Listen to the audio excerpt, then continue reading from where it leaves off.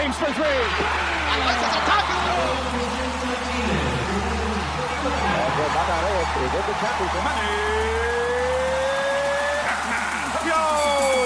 Puso at Lakas, Sports sa Pinas. Kasama sina Coach Jojo at Coach Janet Villa.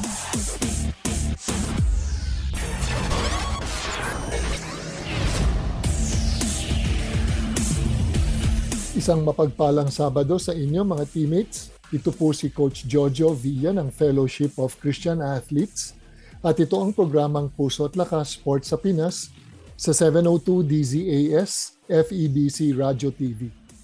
Welcome sa mga teammates natin na nakikinig sa atin via DWAY 104.3 FM Care Radio sa Bicol, sa DXFE 1197 The Good News Radio sa Davao Region, sa DZRK 106.3 FM Radyo Kapit Bisig sa Palawan, sa DXAS 1116 Your Community Radio sa Zamboanga.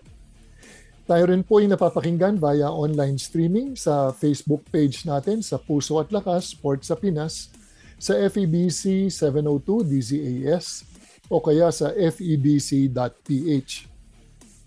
Batiin ko lang po ang mga teammates natin na madalas makinig sa atin, si Ben and Maricar Loriaga, si Coach R.S. Payade and Nes Duque, si Julita Adamos, Jennifer Satingin, Elizabeth Paraiso, Nora Cancela, Faustina Habla, Coach Glendino Gopes, Jocelyn Panagiton, Joy Ramos, Lay Dang, si Dr. Abby Gordon, si Aaron Ray Gacho, si Amor Lopez, Junart Bugay, Miriam De La Cruz, Erwin Lorenzo, M. Salvador, Aris Pebenito, at si Maribel Enriquez.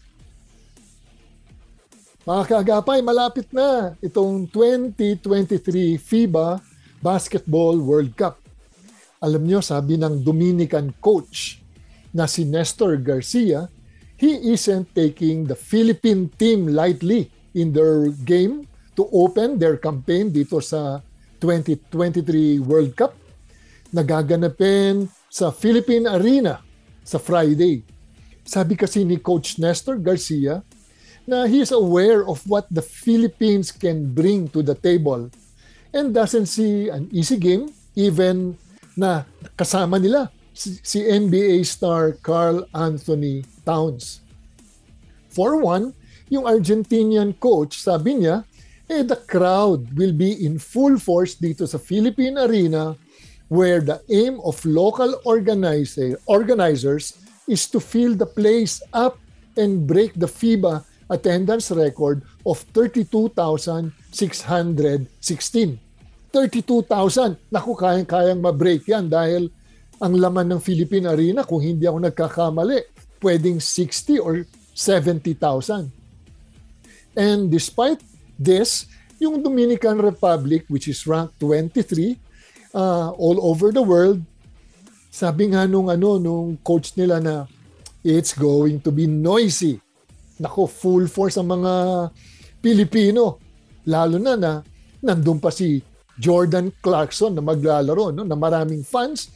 And yung ating mga local Pinoy Cagers na sinusundan ng ating mga fans dito sa PBA.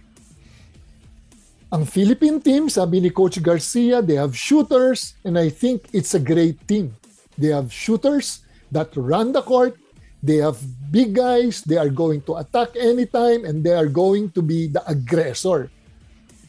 Pero itong Dominican Republic is no stranger to facing the Philippine team.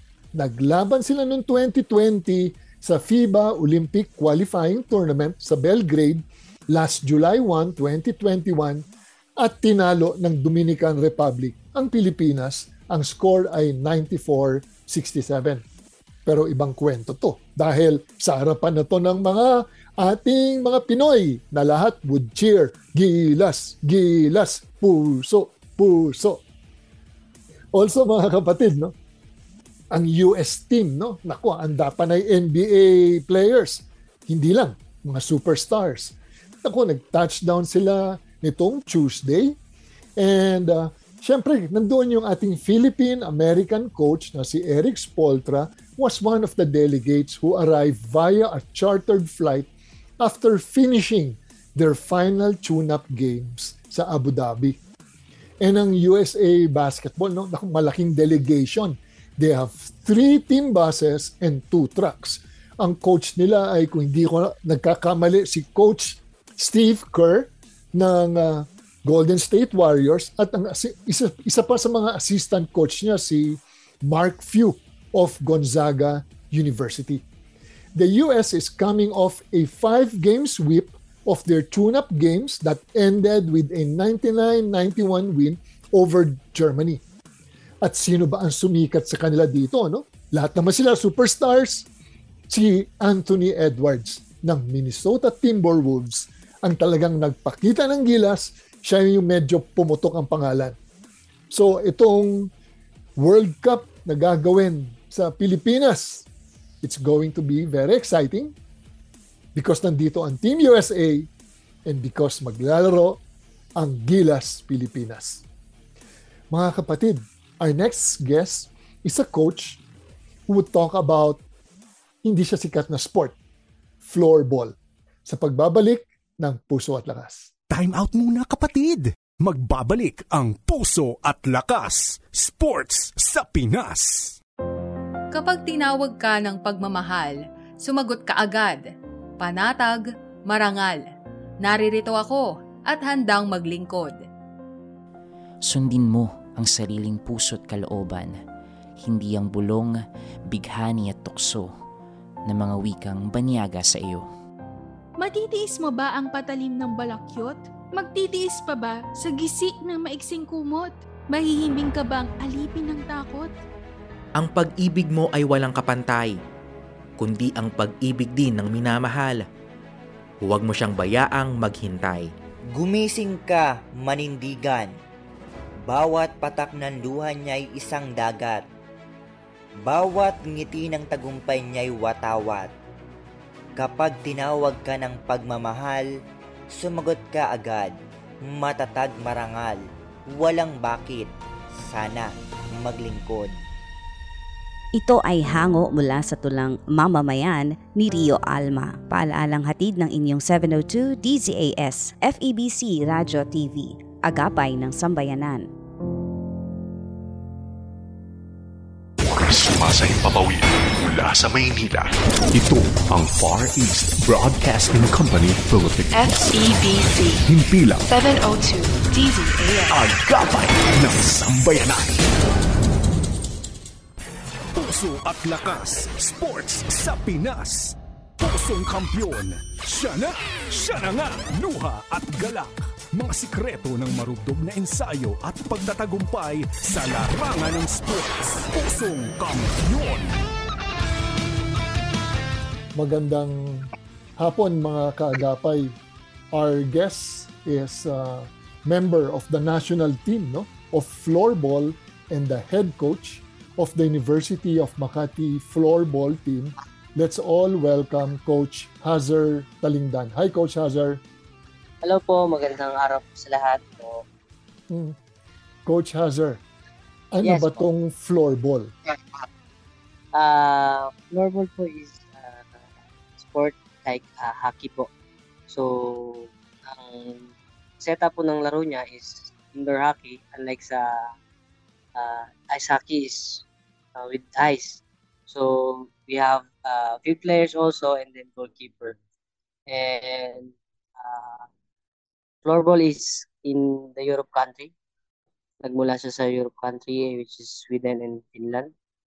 And doon siya talagang, kumbaga sa Pilipinas, basketball, sa kanila is floorball. So, ganun yung kataas yung nila. Pagdating dyan sa Europe country na po yan. So, itong floorball is like hockey, except Yes. na ano ang gamit nyo? Lahat, syempre, pag may hockey, may sticks yan. Yes, we have sticks and we are wearing only rubber shoes and then sports attire only. So we don't need the actually lang meron lang po ng headgear is yung goalkeeper, gloves and then yung body gear. Pero for the field players, like forward, center, and then defender, they have only indoor shoes or rubber shoes, and then yung sports attire. So, no need to, ano po, yung pinakaano lang talaga is yung sticks, then yung ball. So, ganun lang siya ka-easy, ano rin po. Like sa ice hockey, sa masyadong risky, no? So, in floorball, we promote na yung sport is parang gentle lang siya, hindi siya ganun ka-haras kung pag naglalaro. So, pag naglalaro siya, so bawal kami yung pag nag-create ng shot, bawal namin itaas yung stick uh, above the hip level. So, most of the time, dapat ang stick mo is hindi dapat umakyat hanggang doon kasi maaari kang makasakit sa kapwa mo kung naglalaro. And pwede kang ma-penalize kapag ka nakasakit ka sa kapwa mo. So, we monitor that kasi pwede nyo maging, ano yun, maging weakness pagdating sa game. Kasi, for example, ako nakatama ako dun sa uh, kalaban, then natamaan ko siya or I hit in the body or in the face, ay parang referee ko call po ng which is 2 minutes penalty. So, mangyayari kasi is 5 versus 4. So, lugi kami. So, ganun siya laruin. Kaya we promote na hindi dapat siya masyadong risky pagdating sa mga games. Mm. Ang hockey kasi, we're talking about ice hockey, no? Yes. Tingin ko violente to, no? In fact, minsan makikita mo yung nagsusuntukan. And itong floorball, it is like hockey except na 6 versus 6, di ba? 5 field players plus goalkeeper. Tapos, ang pagtitira yung may stick. We have a stick. O yung may stick, dapat hindi siya, ang tira niya, hindi tataas above the hip kasi ang ayaw natin is magkaroon ng swing. No? Swing na mataas na may tamaan na defensive player. Yes po. And, hindi siyang ganun ka-safe. So, number one, as compared sa ice hockey, dinagdagan nila tong floorball ng konting kulatilya na we want this game to be safer than hockey, no? Hindi may iwasan na magkakaroon ng banggaan, magkakaroon ng kiskisan, but I think sa umpisa pa lang alam na hindi to kagaya ng ice hockey na may mga nagsusuntukan and may penalty kagad. Coach Hazard, no? So, 6 versus 6, 5 players. Pag may na-penalize, uupo ng 2 minutes. Ano ang effect nun pag may player na nababawasan? Kasi, for example, parang sa basketball, kapag yung kasama mo parang kulang on that space. For example, no, we are the offensive player, no? Kapag kulang yung tao on that area, yung dedepensahan mo kasi kalaban mo is 5, 4 lang kayo. So, yung isang tao is laging always free. So, parang ang ano nyo dun, weakness nyo dun, hindi nyo mababantayan yung isang tao. Kasi once na pumunta yung isang tao for that person, may isa din mababakante. So, that's the effect kapag nagkaroon ng penalty. So, pwede silang maka-score. So, kasi sa game naman namin, actually, sa split of seconds, you can score. But, depends on the situation of the game. So, yun nga, kasi ang motto rin kasi po namin is, hanggat may oras, may pag-asa. So, hanggat hindi pa na tumutunog ang oras ng time, kumbaga sa 15 minutes, the game usually proceed. So, yun po yung nagiging ano po natin sa bawat game. Mahirap kasi pag 5 versus 4, no? Pag sa defense, pag kayo ang nasa depensa, 4 kayo ang binabantayan nyo, 5. Pag kayo naman ang nasa opensa, 5 ang bumabantay sa 4. Pwedeng mag-double team. Yes. So, yun yung ano niya, consequence kapag you are offensive player na parang you are parang lagi mapanakit or lagi kang yung ganong moment or thinking, di namin siya pinopromote as doon sa siyempre sa game. Siyempre, we're promoting na safe pa rin dapat lahat habang naglalaro. Number one, sportsmanship, no?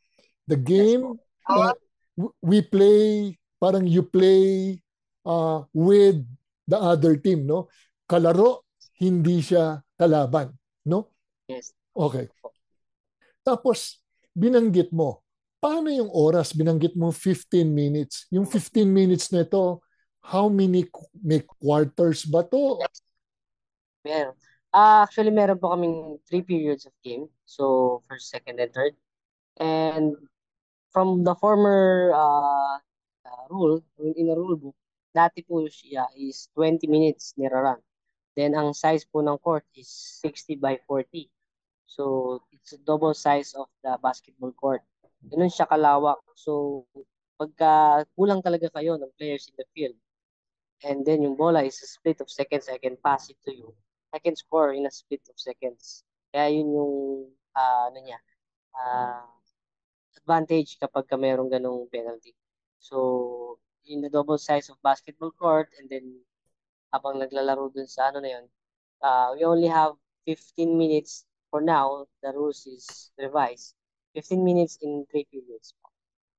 So, parang naglaro siya ng 45. Pero stop time pa din yung coach kapag lumabas yung bola, stop time. So parang naglalaro pa 1 hour. Ganun siya, parang ring football. So, pero the composition of the team is we have 20 players. So, which is line 1, line 2, line 3, we call it that. Then, the excess is the reserve player and then the 2 goalkeepers. So, in 20 players, 2 goalkeepers, 3 lines, 5, 15 plus 2. Then, we have 3 reserve players. So, ganun po siya compose kapag naglalaro talaga ng totoong floor mo. So, Coach Hazard, paano to? Kunyari yung may first 5 ka. Yung, yes, yung 5 na yun, pwedeng palitan ng, paano ang palitan? Paano ang substitution? Pwede bang 1 on, isa, 2, 3, o dapat 5 ang palitan? Pwede naman po yung coach. Actually, we call it line changing. For example, I have the ball, no? Then I shout for the team who have fresh legs.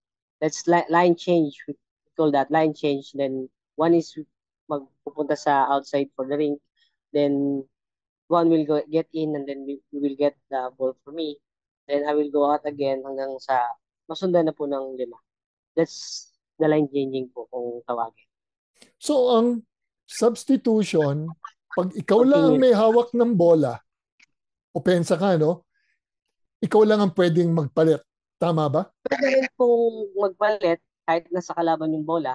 But kailangan, bago ka kasi dahil sa kalaban ng bola, tapos nagpalit ka, tapos hindi mo na-meet yung tamang time paglabas mo, then yung isang kalaban mo is running fast to your area, pwede kayong magolan doon. So, it depends on the situation. Kung ang bola naman is from behind the goal, and then you are tired, you can run past to the ring, or we call it to the bench, na makipagpalit for the fresh legs para at least ma-maintain yung endurance at saka yung makapag-rest ka for the next period, makapaglaro ka pa din. So, ganun siya niraran po. Normally, ang nakikita ko, mas madaling magpalit kung kayo ang nasa opensa tapos ang bola nandun sa scoring position, malayo sa goal nyo. Tama ba? Tama. Okay. And binanggit mo there are 20 players. Tingin mo ba ang 20 players is enough knowing na una, 60 feet by 40 feet, mas malawak than basketball, tapos takbuhan ng takbuhan. Napapagod ba kaagad? In how many minutes tingin mo pagod na ang isang player? Actually, coach, nakakapagod siya. At least 2 minutes kapag nasa loob ka tapos nagra-run yung bola. Lalo na pag puro professional yung nasa loob. Talagang split of seconds. Yung 2 minutes na yun, nakakapagod. Pero if you are playing for the calm or playing for parang it's smooth lang, you can stay in the court at least 3 minutes. Pero yung 2 minutes, mabilis na yun eh. So you can, dapat in that peak period, sa 2 minutes, dapat nagawa mo na lahat ng dapat mong gawin. So, another, exit ka ulit, rest yourself, and then 2 minutes again para at least yung focus ng mind mo, yung gameplay, dapat within 2 minutes, I can do this, I can run this. Ganun ko siya i-apply sa mga players. Mm. So, depends pa rin sa mga individual players kung paano siya i-handle. Coach Hazard, ang basa ko dito, dapat hindi ka pagod kasi pag pagod ka, then yung mind mo, hindi ka na nag-iisip ng tama. No? You make bad decisions. And when you make bad decisions, that's the time na pwedeng lapse in judgment. Ang effect nun is makagoal ang kalaban, or pangalawa, dahil hindi na maganda yung judgment mo, makasakit ka ng tao unintentionally. So, Coach, wala bang mga players dito na ang specialty niya offense, ang specialty naman ng iba ay depensa? We have 3 different positions, which is forward, we have left and right, center, and then defender, left and right. And then the last one is the goalkeeper. So, ang formation is... Oo. So number 5 yung formation niya. So, dalawang forward, left and right, tapos yung center, para siyang captain goal, no?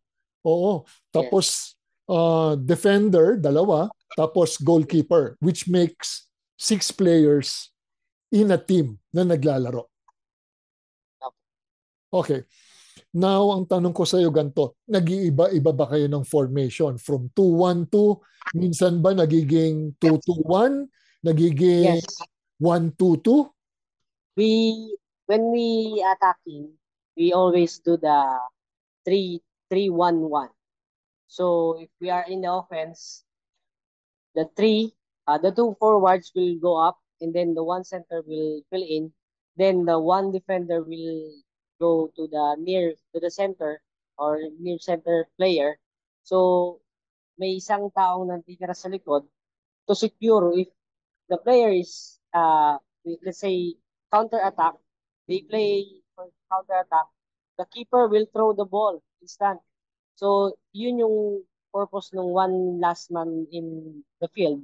Kapag yung keeper ginawa yon, so you are aware kung gagawin niyo yun, we have the last man. So, it depends pa rin po sa gameplay ng coach. Then we make 1-2-2, 1 forward in the area, and then if we do that, most of the time we are aiming for the long shot. If our position is 2-1, so some of the shooting area is behind. So most of the players in behind, they are the strong what do you call this? Defenders. Aiming and then shooting. Yes. The defenders, they have the power of shooting. So they can shoot behind. So that's the power of 2-2-1. And then for the let's say we want to secure only the play and then execute, we have 2-1-2 while attacking. So maraming mga mga formations. Coach Hazard, since this is not as popular as the other sports, paano ka na-involved dito sa floorball? Actually, I invited lang din po with my coach. It's also from the FCA. They introduced it, Coach Totti. If you know Coach Totti. Yeah, I think AIA. Yes, AIA. Athletes in Action. A good friend of ours. They introduced it to University of Makati, and then the one of members of the Pioneers, my coach, then he invited us to join this sport. So as time goes by, kasi it's a new sport So, hindi katulad ng basketball at saka So we have, syempre, tinesting kung anong sport ba to, paano siya nirarun. Then, ayun, hanggang sa natutunan namin, hanggang we play for the Philippine Floorball League na ginaganap sa University of the Philippines.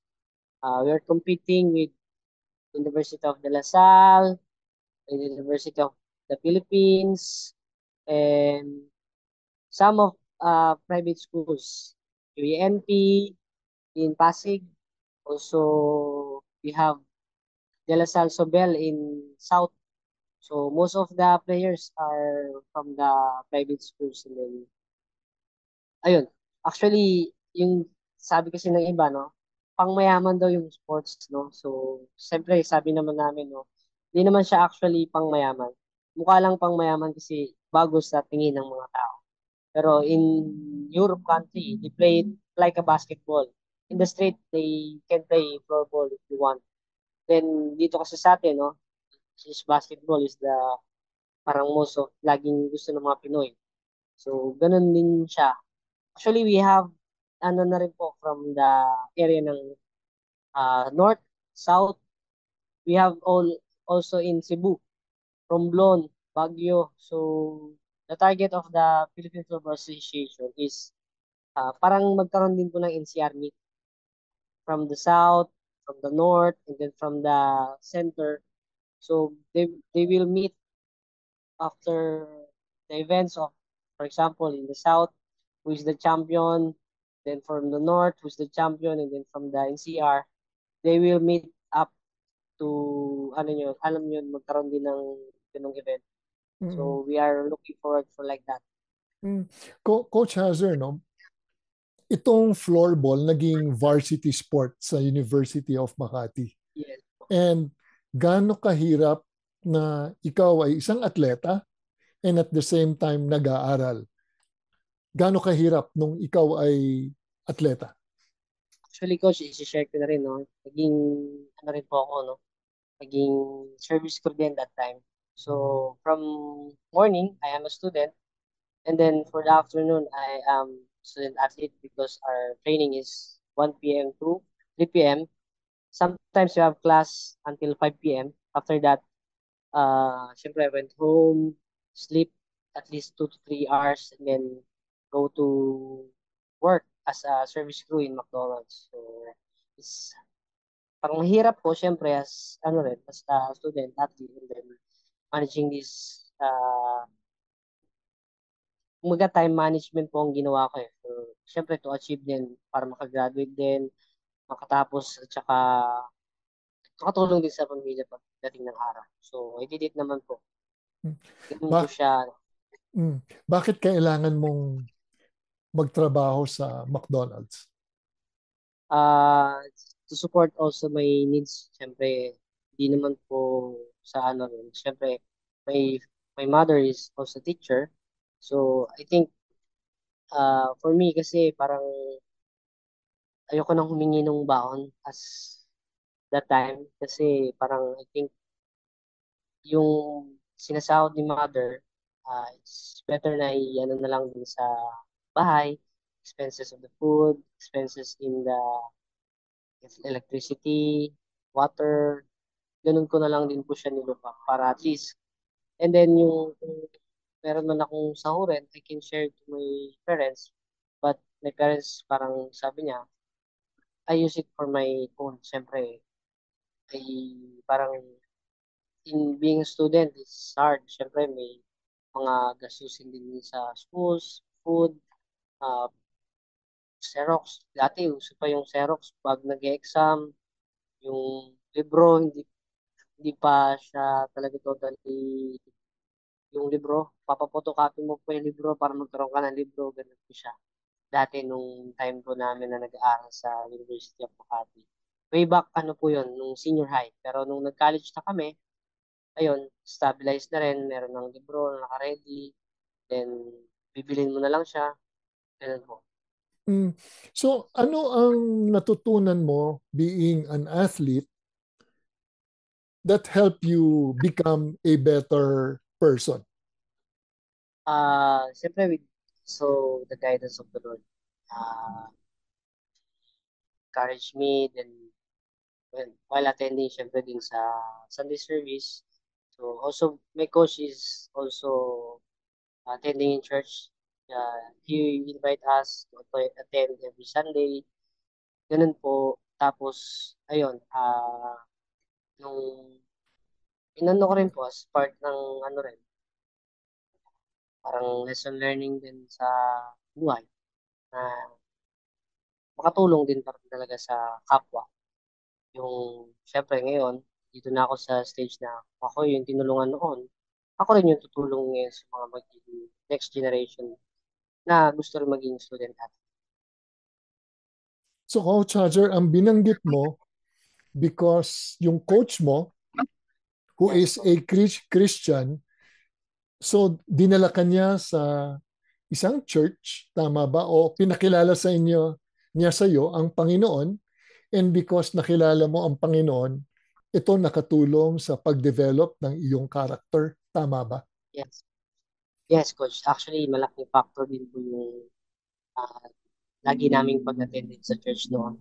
Siyempre, yung yung iba rin yung kakabasa ka ng Biblia at saka yung habang binabasa mo yun, naiintindihan mo yung ano yung God's will para sa iyo. Ganun po. Ano ang natutunan mo? Ano ang na-apply mo bilang isang coach or atleta noon na tingin mo nag-speak sa iyo nung ikaw nakilala mo ang Panginoon? Actually, coach, yung faith. Kasi in our sports, if you don't have faith, for example, no, we have a like competition in other country. So, yung faith na paano ba ako makakapunta sa ganitong lugar kung wala naman akong enough money. So, yung faith na I can do this through Christ our Lord na syempre yung mga pastor at saka yung ano rin, naging part din sila ng ano rin namin sa parang sila din yung tumulong sa amin na parang mag-mold as a better person. So, we have some sensation na naganap mostly sa churches. Sila din yung mga tumutulong sa amin para at least yung expenses na parang tinatarget namin, nalilesen siya. So, hindi na namin siya talagang napoproblema pagka may mga ganun. Yung faith din na, ano rin po, na, siyempre yung paano mo din siya i-handle yung situation. Ganun po. So una mong binanggit is faith in a community of believers na Yes. tutulong sa iyo, and ito yung mga taong tumulong sa iyo spiritually, no? Mga pastors help you through God's word, through his message, no, while attending service, and at the same time tinulungan ka nila financially, no. Sila mismo yung tumulong sa iyo knowing that you are part of the national team, Yes. and may competition abroad, and you need to raise those funds, no, for you to join the team, no. And binanggit mo yung faith number one. Another faith is faith in the Lord, that may kakapitan ka during times of competition. Kamusta naman ang times of competition na ikaw ba talagang nahirapan ka because of competition, na ikaw ay tumatawag talaga sa Panginoon during competition abroad? Yes, coach. Actually, pag ano na, yung, kasi ilang beses na nangyari yung medal tally. So, I have two competitions na battle for bronze. So, syempre, as a competitor, no, we want smooth finish. Also, syempre, we want a podium finish, which is bronze man yan, silver, gold. We want a podium finish, syempre, syempre, as a athlete. It's a big achievement to bring the medal to the country and then for the, syempre, in our university. So, ayun, yung faith na nagpipray mo, sana Lord, makuha na namin this time yung ganitong medalya, ganun po. But, ayun nga, times goes by, hindi lang ako nakasama this season 2022, no? Which is na naganap sa Cambodia. Yun yung time na nagkaroon na ng barefoot na nag-silver ang men's division namin. Then the women's division is also bronze medal. So it's a big achievement sana kung kasama rin ako dun sa journey na yun. Kaya that's the one thing na I miss. Pero sabi ko, baka may better plan si Lord na meron din na maging, alam niyo po yun, parang kung hindi ko na-achieve tong isang to, baka meron pa si Lord na gustong ipano sa akin na challenge or any competitions na nilolook forward. Ganun po. So last Southeast Asian Games, ang men's team natin nag-silver sa floorball Yes. and ang women's nag-bronze. Ito ba yung pinakamataas sa Southeast Asian Games? Yes po. Bale, yun yung ano na. Actually, nakakuha na rin po ako coach ng bronze medal as AOFC, which is held in Binyan, Laguna. Siyempre, iba pa rin po yung level ng Southeast Asian Games, lalo na pagdating sa Philippine Sports Commission kasi it's parang in our country, no? If you didn't bring parang good result for the country, siyempre yung support from our, ano rin, siyempre, not bragging the Philippine Sports Commission, pero yun yung parang mahirap na kunin no? Yung support from them na kapag hindi tayo yung parang achiever, parang medalist for the sports, mahirap kumuha ng support na talagang for the lifetime may ganong susuportahan with sports. Siyempre, yung sports po namin, hindi naman siya ganun talagang totally kilala. Actually, pausbong pa lang din. So, talagang wino-workout namin na talagang magkaroon ng magandang result every time na lalabas, pagka magkakaroon ng competitions. We want good results, siyempre, from the support din, from our government. Pero paano gaganda ang resulta kung walang suporta? So ano yan no? Yun ang problema lagi Gusto ng ibang sports association, pakita niyo muna yung resulta niyo bago kami sumuporta. Pero paano nga magpapakita ng resulta? Una, kung wala man lang gadget, no? Walang tamang uniforme, walang training facility, walang tamang equipment, paano mananalo? So, I think kailangan mag-change ang mindset ng mga sports associations na just to support the team regardless kung ano ang mangyayari. Kasi doon pala natin makikita kung wala kang investment, mahirap naman humanap ng harvest ng fruit. But I think that is the reality no. Dito sa Pilipinas. Gaano naman kahirap ngayon na maging isang coach no. Dati ikaw lang yung atleta. Now you are in charge of a lot of players. Gaano kahirap? Actually, coach, ang mahirap ngayon sa pagiging coach, syempre yung may time na naawa ka dun sa athlete, syempre yung hard trainings, lalo na pagka nagbibigay ako ng task, I see them na, syempre, nakita ko namumutla, marinig ko, coach, nakikita ko, nasusuka ako, coach. Syempre, yung mga part na yun na pagdaanan ko rin naman when in my time. So, syempre, I tell to them that that's the part of the training. Parang, believe me, kapag nalampasan nyo na yung stage na yan at saka hindi nyo na parang iniinda yung ano na yan na training, which is syempre sabi di ba before you being pro athlete you need to train 10,000 hours, di ba? So yun yung like when na-explain sa mga kids or mga athletes na nagte-training, ganun siya. Syempre parang kawawa naman sila tignan, may kita mo sumusuka sa pagod at saka sa bilis na pinapagawa. So coach, tanong ko naman bakit naman sila sumusuka? Baka naman overtraining. Hindi ba overtraining or hindi, wala pa sila sa kondisyon? Kaya sila nagsusuka, coach. Kasi pag sinabi ko kasing water break, actually may ano po ako parang pag hindi ko pa sinasabing water break, wala mo nang mag-water break. Kaya lang sa sila, pag nag-water break, syempre grabe buhos yung tubig. hindi pa nila alam, may next ano pa na gagawin. So, that's yung, syempre, pagpagod ka na, tsaka yung talagang intense yung training, hakit yung tubig, doon sila nagsusuka. So, yun yung nagiging effect pagka sobra dami nila kasi minsan magtubig, coach. Eh, Mm. syempre, in our sports, we always run. So, if you drink a lot of water, then you still running. Parang, kailangan sip lang. Okay na yun. Tapos, recover, let's sip again.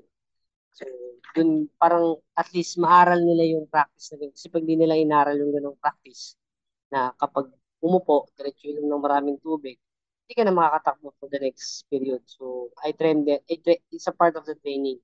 Na kahit sip lang, the next, kasi habang andun ka na sa competition, kapag na-practice mo yung ganun, talagang it helps you a lot.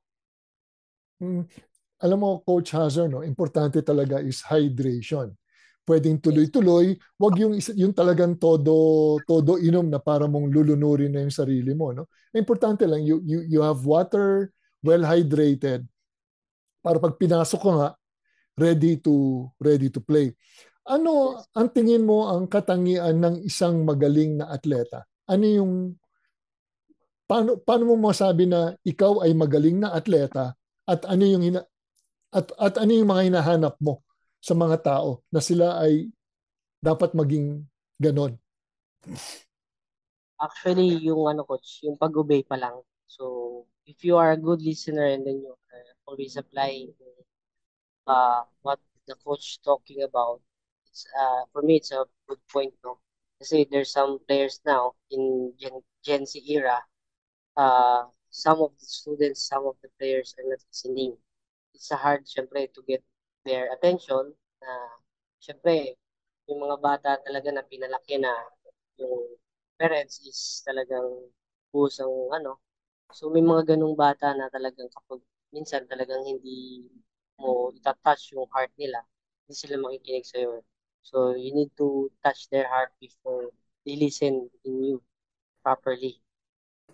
Kasi, in my experience from coaching these athletes, there's some students na talagang it's hard to get their attention. Kasi ito yung kinalakihan nila, ito yung parang practice nila sa bahay. May ganun po. Pero may mga bata naman na they always obey what I'm saying. Mas, kumbaga, pag sa bahay pa nga, mas papakinggan pa yung coach kesa yung mama at papa eh. Pag sinabing, ito na, may training na si coach. May mga ganun na bata po eh. Pero yung iba, may bata rin talagang yung kapag kinakausap, medyo ano rin yung mentality. Iba rin. Iba Mm. rin talaga yung Gen Z ngayon, coach. Alam mo, Coach Hazard, no, iba yung mga players ngayon at saka iba yung mga players dati. Yes. And when I was coaching, nakuha ko to sa mentor ko, no, ang sinasabi niya, first day of practice, pag new batch of players, new season, ang sinasabi niya, what is the most important skill? Sa lahat magsasabi na offense, defense, shooting, passing, lahat. Sabi niya, tama lahat yan. But the most important skill is the skill of listening. Sabi niya, I want you to listen to me. Sabi niya, if you want to survive sa team na ito, ang skill na ang kailangan nyong gamitin ay ang inyong mga tenga.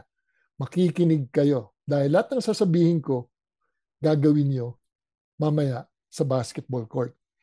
Coach, paano ngayon ang mga players distracted because too much time Yes. sa kanilang mga cellphones? Ano ang ginagawa mo for them to...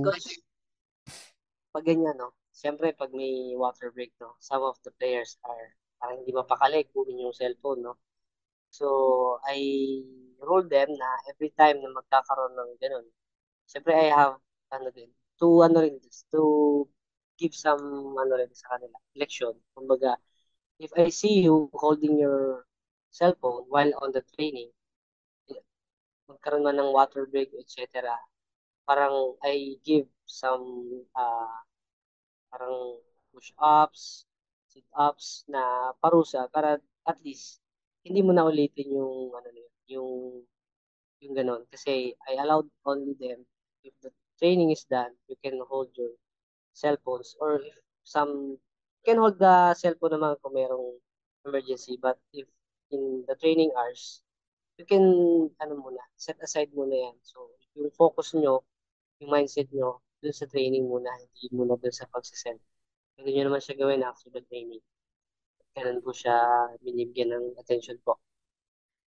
Yeah, that's true, no? Ako, when I was coaching, sinabi ko na pwede lang nilang gamitin yung kanilang cellphone sa mga players ko kung sila ay ma-ICU o kaya talagang sila ay talagang may ma-ICU, pangalawa, o kaya sila ay ang mga magulang nila ay ma-ICU o kaya pangatlo, meron force majeure, merong earthquake, tidal wave, something na ayaw natin mangyari. But kung walang mangyayaring ganun, walang gagamit ng cellphone from the very start kasi it sets a precedent na when we have practice, minds, hearts focused on practicing. Coach, ano ba ang hinahanap mo sa mga players ngayon besides listening? Ano yung mga hinahanap mo ng mga karakter sa kanila? Actually, coach, yung syempre yung well-oriented din na players, siyempre from their family, no? Siyempre, yung meron din paniniwala sa Panginoon. Siyempre, number one, important din yan kasi actually, yung time na nag-visit si Coach Richard sa team, no? I have one player na anak din po ng bishop namin, si John Paul. Parang I told to Coach Richard na ay parang itong apo po ng bishop namin, nakikita ko siya yung pwedeng parang mag-help, nagkaroon ng ministry din sa University of Makati. And then yun, may mga kinakandak si Coach Richard na meetings every Wednesday sa practice namin. So I see that kids and athletes na they carefully listening. Siyempre, uh, every week, Coach Richard tackling the topic. So, narinig ko sa mga bata na nire-recall nila ako ano yung tinuturo ni Coach Richard. So, I'm happy for that kasi they are listening. So, it's a good factor na yun nga, sabi nyo nga po, if you are listening to your coach and then the one who person talking in your front, it's a good characteristic you can bring hanggang sa pagtanda. Mm-hmm. Coach, binanggit mo yung may fear of the Lord, no? And mayroon kayong chaplain, no, na pumupunta dyan, si Coach Richard T, na who shares the gospel. Yes. Not only sharing the gospel, but sharing yung mga ano ba yung mga katangian na hinahanap, no? Or siguro katangian ng isang karapat-dapat na atleta. Siyempre, kasama dyan ang discipline, kasama dyan ang hardworking, kasama dyan ang perseverance, kasama dyan ang selflessness, no? Yung being naka-focus sa team, hindi naka-focus sa sarili. Paano mo hina-handle ang mga players na tingin mo nagsasarili? Or may mga players ka ba na nagsasarili sa umpisa? Actually, may ganyan po talaga ang coach. Player. Siyempre, as a coach, you need to talk to that player one-on-one. Siyempre, hindi mo naman siya dapat hindi naman actually confrontation. So, you tell to the player, let's talk about baka yung batang yun is, for example, may problema sa bahay, may ganito. Siyempre, you need to know what saan siya nanggagaling, bakit ganun siya. So, syempre, as a coach, syempre, from the observation, kung you decide na ito, tanggal ka na kasi hindi ka nakikinig sa it's parang hindi unfair yun para sa atleta. Syempre, as a coach, syempre, you build them as a good person. Syempre, hindi naman sa parang in a bad person. So, you teach them how to Siyempre, paano makipag-salamuha, paano yung in a good way and practice. Tapos yung mga good practices, yung ano rin po sa sports, siyempre sportsmanship. So, ayun, nakikita ko kung ganun yung ano. May binanggit ka, no? Number one, para makilala mo ang player, ang importante is ano ba ang nangyayari sa kanya at sa kanyang pamilya. Di ba? Ano ang, in short, you go deeper, hindi lang yung face level. You are going deeper na kinakamusta mo siya, kamusta ang pakikisama niya sa kanyang magulang or kamusta ang kanilang sitwasyon sa bahay. Kasi normally, no, ang player or a person would would react dahil they always have a backstory. Kwento mo nga na may kwento yan, no? And pag nalaman mo lang na may backstory o may kwento, that's the only time na you can address kung ano yung problema niya. Di ba?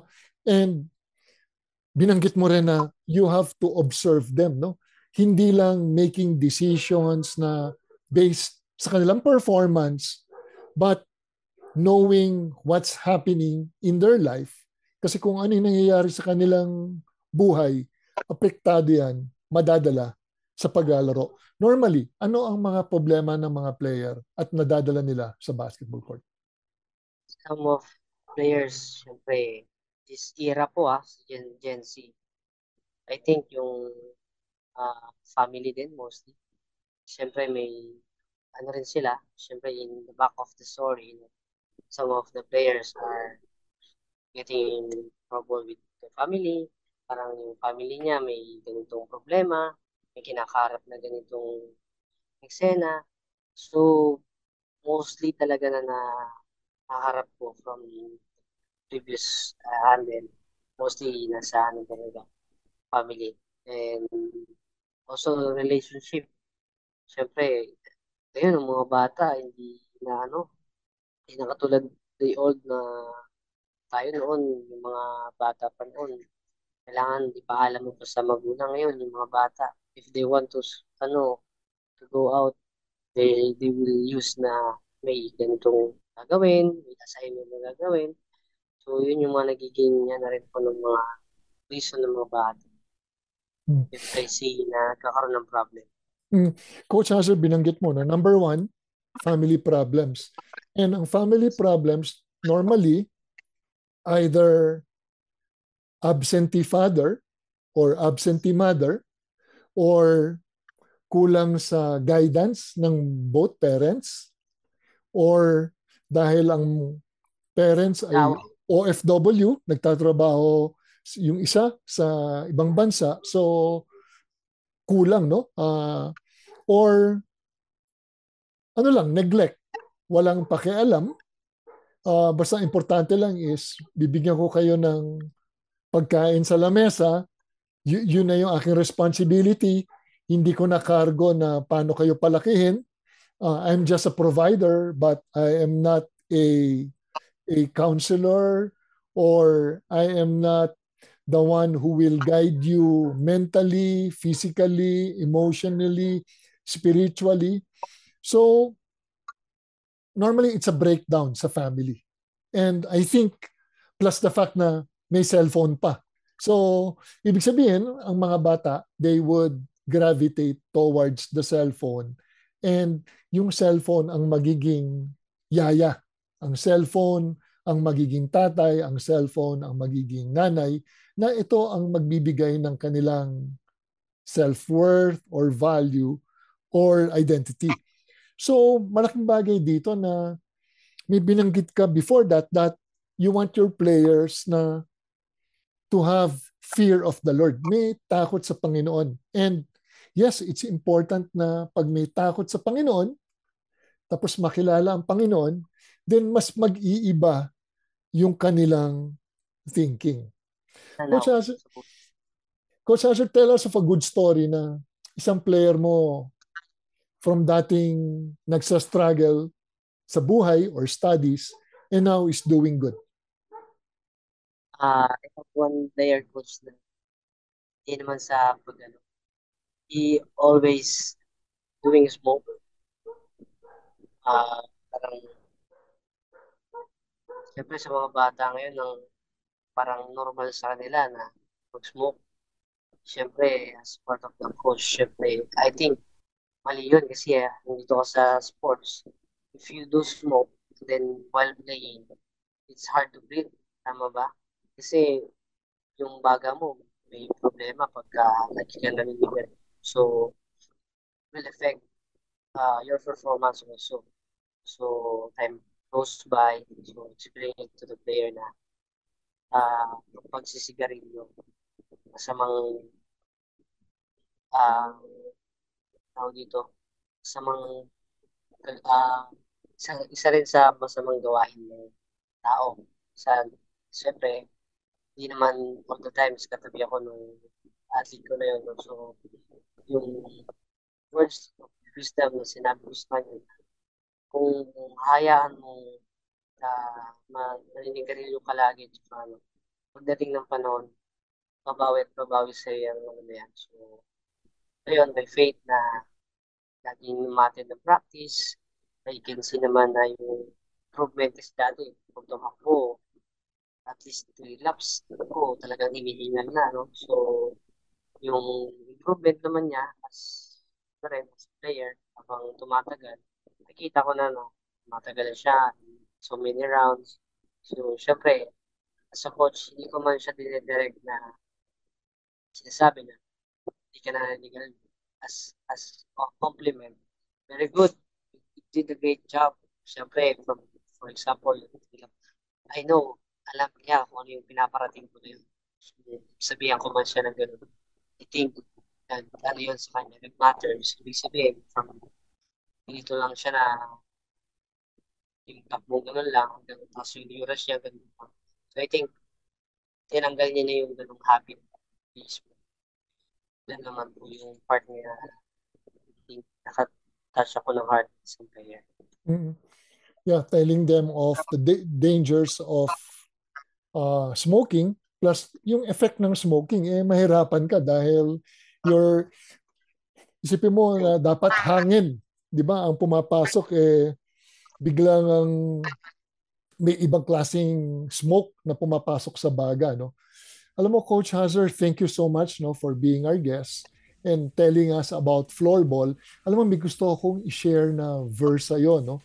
Dito sa Psalm 32 verse 8, Psalm 32 verse 8, alam mo, importante lang, kumapit lang talaga tayo sa Panginoon, no? And nagte-thank you ako sa mga spiritual advisors mo, sa mga pastors na tumutulong and who guides you.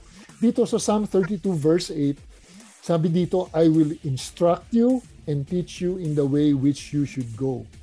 I will advise you with my eye upon you. Ang importante talaga ay kilala natin ang Panginoon. We read His Word dahil ito ang magiging lamp and light to guide us. Ito ang magbibigay ng parang daan for us to make good decisions as we become closer to the Lord. Maraming salamat, no, Coach Hazard. Maraming salamat sa inyong pakikinig. Ito po si Coach Jojo Villa ng Fellowship of Christian Athletes at inyong napakinggan ang programang Puso at Lakas Sports sa Pinas sa 702 DZAS, FEBC Radio TV, agapay ng Sambayanan, miyembro ng KBP, kapisanan ng mga broadcaster ng Pilipinas. Magandang Sabado po sa inyong lahat. Puso at Lakas Sports sa Pinas.